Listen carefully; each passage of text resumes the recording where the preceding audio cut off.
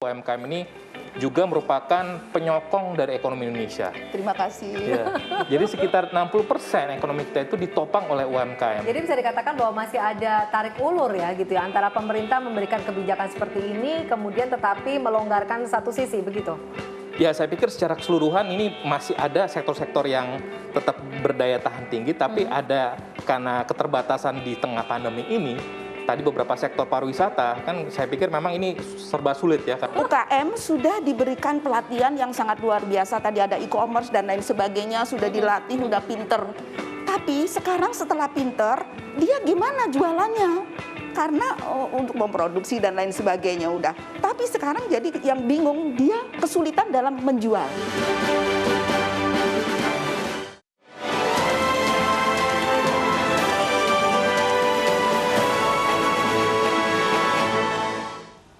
Dua pemuda nekat menerobos razia protokol kesehatan di Tuban, Jawa Timur. Akibatnya, mereka tersungkur di jalan raya setelah menabrak pembatas jalan.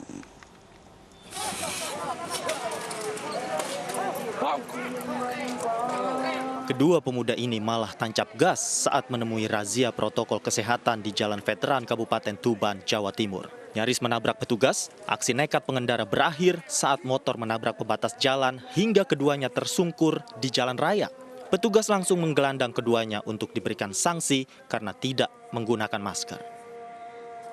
Penegakan disiplin protokol kesehatan malam hari ini telah mengamankan dengan hasil 44 pelanggar protokol kesehatan tidak menggunakan masker. Sasarannya tadi ya prioritas malam hari ini yaitu pengendara sepeda motor. Petugas gabungan, polisi, TNI, dan Satpol PP di Kabupaten Tuban terus menggelar razia protokol kesehatan. Sejumlah kafe dan warung kopi di kawasan Kecamatan Tuban Kota juga turut dirazia. Hasilnya, petugas membubarkan kerumunan pemuda dan meminta mereka untuk pulang. Dari Tuban, Jawa Timur, Pipit Wibawanto, iNews melaporkan. Satu calon penumpang pesawat di Bandara Internasional Jenderal Ahmad Yani Semarang kedapatan membawa surat antigen palsu. Petugas juga menemukan kasus serupa di Lamongan, Jawa Timur. Bahkan pemalsuan dilakukan satu keluarga beranggotakan 5 orang.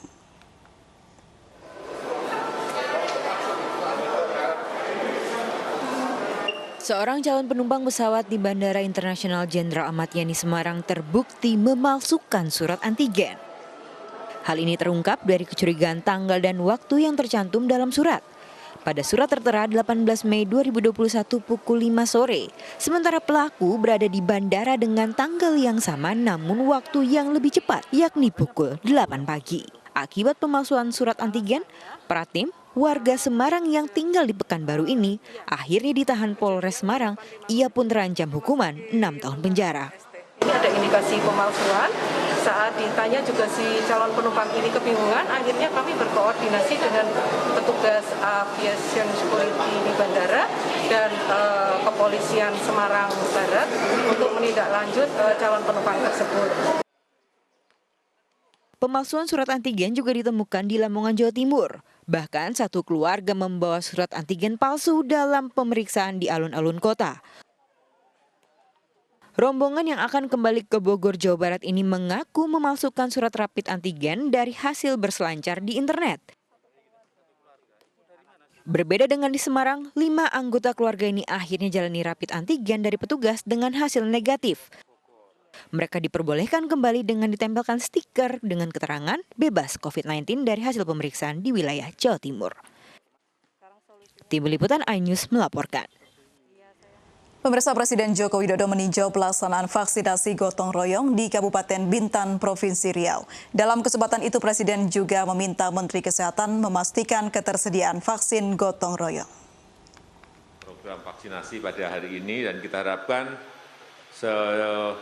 segera mungkin di Provinsi Kepri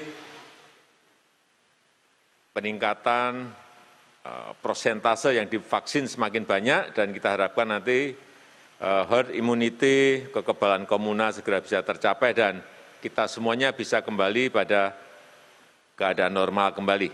Saya mengapresiasi, menghargai kecepatan vaksinasi di Provinsi Kepulauan Riau dan kita harapkan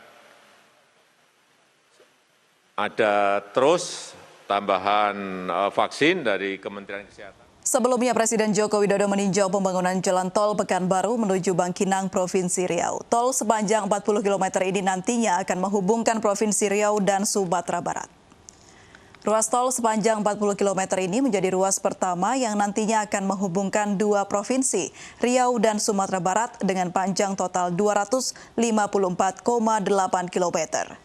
Pembangunan ruas tol yang menjadi bagian dari tol Trans Sumatera ini diharapkan dapat membuka akses dan memudahkan mobilitas barang dan masyarakat antar dua provinsi, sehingga mampu mendongkrak daya saing produk di kedua wilayah. Sudah berjalan kurang lebih 40 km dan kita harapkan progresnya makin hari makin panjang, dan sekali lagi dengan terbukanya banyak ruas-ruas jalan tol ini, kita harapkan mobilitas barang, mobilitas orang bisa dipercepat dan kita memiliki daya saing yang tinggi.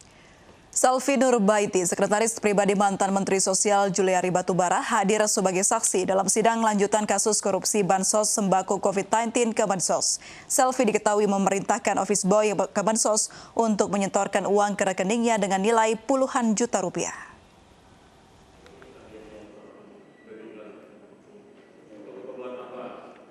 Jaksa Penuntut Umum meminta penjelasan dari Selvi Nurbaiti, Sekretaris Pribadi Juliari Batubara, terkait pembayaran sewa pesawat yang digunakan mantan Menteri Sosial itu saat kunjungan kerja ke beberapa daerah. Uang pembayaran didapatkan Selvi dari Adi Wahyono yang saat itu menjabat sebagai Kepala Biro Umum. Selain itu, dari rekening koran diketahui Selvi beberapa kali memerintahkan 3 office boy Kementerian Sosial untuk menyetor uang tunai ke rekeningnya senilai puluhan juta rupiah. Rekening saudara, OB juga bukan? Rehata Firmansyah Dwi R. Nggak tahu? Nggak. Fitra Yusuf lagi 25 November 30 juta pemindahan. Oke, nggak saya tanya. Fitra Yusuf Syarizal 1 Desember 96 juta. Ya, ini OB-OB. Ya. Ini terkait dengan apa? Dana apa? Kadang ada dana operasional. Oke, itu dulu. Juliari Batubara didakwa menerima suap sebesar 32,4 miliar rupiah dari pengusaha yang menggarap proyek pengadaan bantuan sosial penanganan COVID-19. Uang pelicin diduga diberikan kepada Juliari terkait penunjukan sejumlah perusahaan penggarap proyek bansos COVID-19, di antaranya PT Pertani, PT Mandala Hamongan Sude, dan PT Tiga Pilar Agro Utama. Tim Liputan iNews melaporkan. 75 pegawai KPK tak lulus tes wawasan kebangsaan melaporkan ke lembaga anti rasuah ke Ombudsman RI. Mereka protes setelah dibebas tugaskan alias dinonaktifkan usai tes wawasan kebangsaan.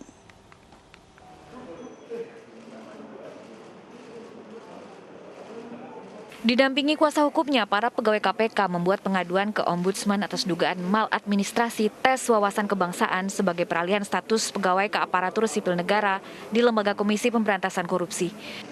Mereka mengaku dengan dinonaktifkannya 75 pegawai KPK, maka publik dirugikan dengan mandeknya laporan kasus korupsi. Ini juga publik dirugikan. Karena apa? Dengan dia nonaktifkannya 75 orang pegawai, kasus-kasus yang ditangani semuanya mandek. Jadi tidak hanya kasus, ada yang bekerja di kerjasama internasional, ada yang bekerja di Biro SDM, ada yang bekerja di Biro Hukum, semuanya mandek. Kira-kira seperti itu.